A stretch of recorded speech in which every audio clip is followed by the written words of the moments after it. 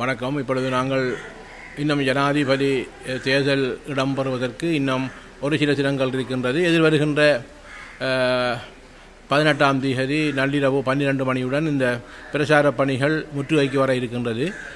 அந்த நேரத்தில் இப்பொழுது பல்வேறுபட்ட தகவல்கள் வந்து கொண்டிருக்கின்றது. பல அறிக்கைகளிலே இப்பொழுது வடகிழக்கிலே இருக்கக்கூடிய மக்கள் தமிழ் பொது வேட்பாளராகிய என்னை ஆதரிப்பதற்காக மிகவும் திடசங்கற்பம் பூண்டிருக்கின்றார்கள் என்ற விடயங்களெல்லாம் வெளிவந்து கொண்டிருக்கின்றது. இந்த நேரத்திலே இப்பொழுது ஒரு அறிக்கை ஒன்று வெளியிட்டிருக்கின்றார்கள். ஒரு அறிக்கை என்று கூறுவதை விட அந்த தகவல் எனக்கும் பிரதி பொலிஸ் அதிபர் தபாலிலே அனுப்பியிருக்கின்றார். அதிலே குறிப்பாக ஜனாதிபதி வேட்பாளராக போட்டியிடுகின்ற பாக்கிய செல்வம் அரியநேத்திரன் அவர்களுக்கு அச்சுறுத்தல் இருப்பதாக அதில் சுட்டிக்காட்டப்பட்டிருக்கின்றது. சுட்டிக்காட்டப்பட்ட அந்த கடிதம் அனுப்பப்பட்டிருக்கின்றது.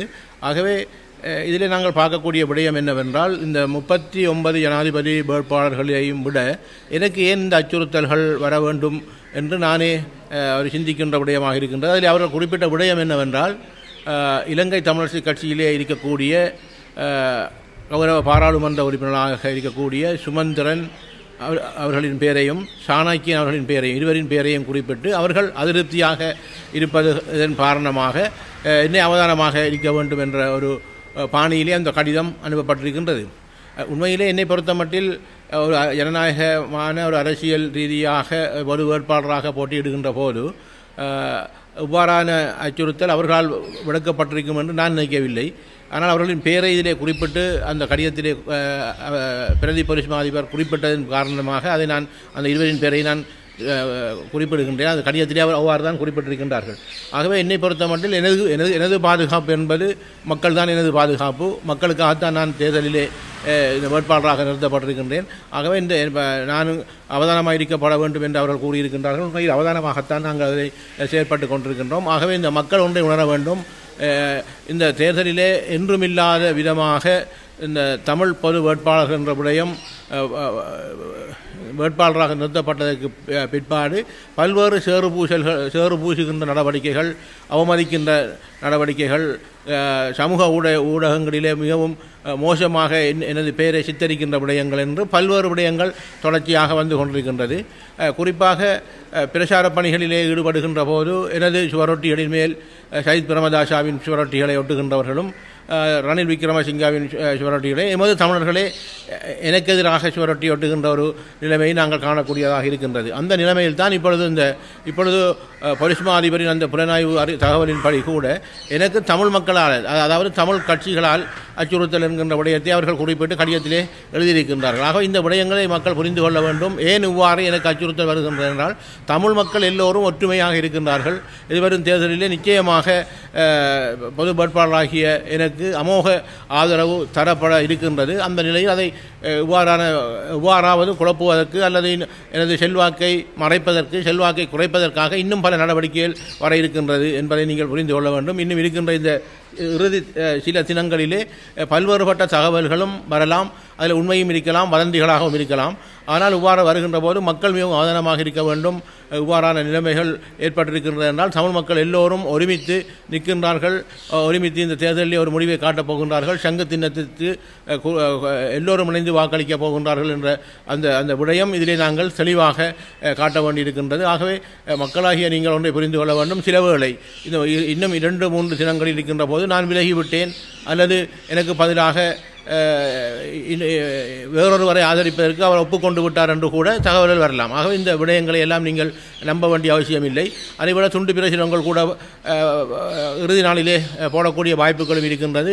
நான் விலகிவிட்டதாகவும் இன்னொருவரை ஆதரிப்பதாக நான் கூறிவிட்டதாகவும் அவ்வாறான நடவடிக்கையெல்லாம் வரும். எந்த வதந்திகளை நீங்கள் நம்ப தேவையில்லை. ஆனால் நான் திரும்ப கூறுகின்ற விடயம், வாக்களிக்கின்ற மக்களாகிய நீங்கள் சங்கு சின்னத்துக்கு மாத்திரம்தான் வாக்களிக்க வேண்டுமே தவிர வேறு எந்த வேட்பாளரையும் கொழுவிக்கொண்டு என்னுடன் வச்சு பிரச்சாரம் செய்ய வேண்டாம். தயவு செய்து வேறு வேட்பாளர்களுக்கு பிரச்சாரம் செய்கின்றவர்களும் என்னை அதில் நினைத்து பிரச்சாரம் செய்ய வேண்டாம் என்பதை தெரிவித்துக் கொள்கின்றேன். ஏனால் இது ஒரு தனித்துவமாகவும் ஒரு ஒருமித்த முடிவாகவும் இந்த விடயம் எடுக்கப்பட்டிருக்கின்றது. ஆகவே நான் ஜனாதிபதியாக வருவது இல்லை என்ற விடயம் எல்லோருக்கும் தெரியும். ஆனால் மக்களின் செல்வாக்கு மூலமாக ஒரு செய்தியை நாங்கள் கூற இருக்கின்றோம். இதுதான் உண்மையான விடயம். இந்த கடிதம் மாத்திரம்தான் என்னிடம் வந்திருக்கின்ற தவிர எவரும் தொலைபேசியில் கூட வரவில்லை, அல்லது தொலைபேசியில் கூட என்னை அச்சுறுத்தியதாக செய்திகள் கூட எனக்கு வரவில்லை. ஆனால் இந்த கடிதம் வந்ததன் காரணமாகத்தான் இந்த ஊடகவியலாளர் சந்திப்பில் நான் இந்த மக்களுக்கு தெளிவுபடுத்த வேண்டியவனாக இருக்கின்றேன். என்றால் இது தொடர்பாக 2 தினங்களாக ஊடகங்களிலே இந்த கருத்துக்கள் வந்து கொண்டிருக்கின்றது. அதில் நான் இந்த கருத்தும் கூறவில்லை என்கிற விடயம் மக்கள் மத்தியில் இருக்கின்ற காரணத்தினால் தான் இதை உண்மை தன்மையை தெளிவுபடுத்த வேண்டும் என்பதற்காகவும் எனக்கு இந்த கடிதம் இன்றுதான் வாட்ஸ்அப் மூலம் எனக்கு கிடைத்தது. ஏனென்றால் நான் இப்பொழுது எனது சொந்த ஊரான எங்கள் மட்டக்களப்பு மாவட்டம் அம்பலாந்துறை கிராமத்திலே நான் இப்பொழுது அங்கு இல்லை, வேறு மாவட்டங்கள் தெரிகின்ற காரணத்தால் கடிதம் சில வேளை எங்கள் வீட்டிலே வந்திருக்கின்ற காரணத்தினால் இப்பொழுது அது தொலைபேசி மூலமாக தான் அந்த கடிதத்தை பெற்றிருக்கின்றேன். இதை நாங்கள் தெளிவுபடுத்த வேண்டும். இதுவரை எங்கள் கட்சியை பொறுத்த மட்டில் நான் கட்சி அல்ல, நான் இலங்கை தமிழரசு கட்சி. நான் இந்த தேர்தலில் என்னை போட்டியிட வைத்த தமிழ் தேசிய பொது கட்டமைப்பின் உறுப்பினர்களுக்கும் இதை நான் தெளிவாக விளங்கப்படுத்தியிருக்கின்றேன். அவங்க உண்மை இல்லாமல் கடிதம் அனுப்பப்பட்டது அவர் கையொப்பத்துடன் அவர்கள் இதை அனுப்பியிருக்கின்றார்கள். ஆகவே அவர்களை நாங்கள் தெளிவுபடுத்த வேண்டிய அவசியம் இல்லை. அவர்கள் இந்த கடிதத்தை அனுப்பிய நோக்கம் வேணும் என்னை அவதானமாக இருக்குமாறு கூறியிருக்கின்றார் என்று நான் நினைக்கிறேன். அதன்படி நாங்கள் அவதானமாக செயல்பட வேண்டிய காலமாக இருக்கின்றது. ஆகவே அந்த அவதானமாகவும் நேர்த்தியாகவும் ஏன் மக்கள் சிந்திக்க வேண்டி இருக்கின்றது என்னவென்றால், இந்த 39 பிரதான வேட்பாளர்கள் இருக்கின்றார்கள், பல போட்டித்தன்மைகள் இருக்கின்றது. அவர்களுக்கெல்லாம் இந்த அச்சுறுத்தல் வந்ததாக தெரியவில்லை, அவ்வாறு கடிதம் சென்றாலும் செய்யவில்லை. ஆனால் எனக்கு மாத்திரம் ஏன் இவ்வாறான ஒரு கடிதம் வர வேண்டும் என்பதை மக்கள் சிந்திக்க வேண்டும். மக்கள் சிந்தித்து இதுக்கான பதிலை மக்களே வாக்களிப்பு மூலமாக காட்ட வேண்டும். மக்கள் எங்களுக்கு எனது பாதுகாப்புக்கும் மக்கள் தான் உறுதுணையாக இருக்க வேண்டும் என்பதை தான் நான் தெளிவாக கூறுகின்றேன்.